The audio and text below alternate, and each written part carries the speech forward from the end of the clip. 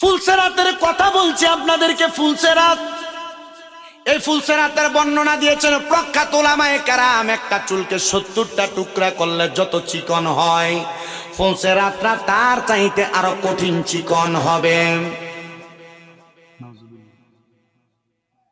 শুধু চিকন হবে না, ফুলসেরাতরা তরবারির চাইতে ধারালো হবে। যদি কোনো বেঈমান বেআমল বান্দা ওই ফুলসেরাতে কদম রাখে, বান্দা ফুলসেরাতরা পাড়ি দিতে পারবে না, বান্দা নিচে পড়ে যাবে। বান্দা তখন বড় আফসোস আফসোস করতে থাকবে।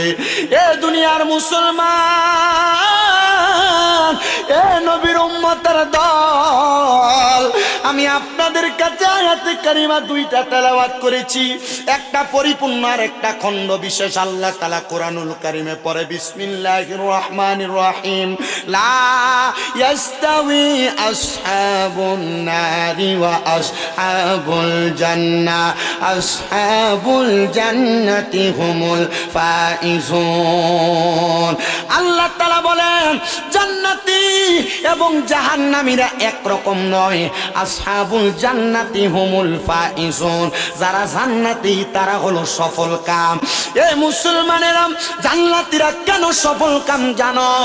আল্লাহ তাআলা বলতেছেন, ইন্নাল্লাযীনা আমানু ওয়া আমিলুস সালিহাতি উলাইকা হুম খায়রুল বারিয়া। নিশ্চয় যারা ঈমান আনে এবং নেক আমল করে তারা হইল দুনিয়ার সবচাইতে ভালো মানুষ, উত্তম মানুষ।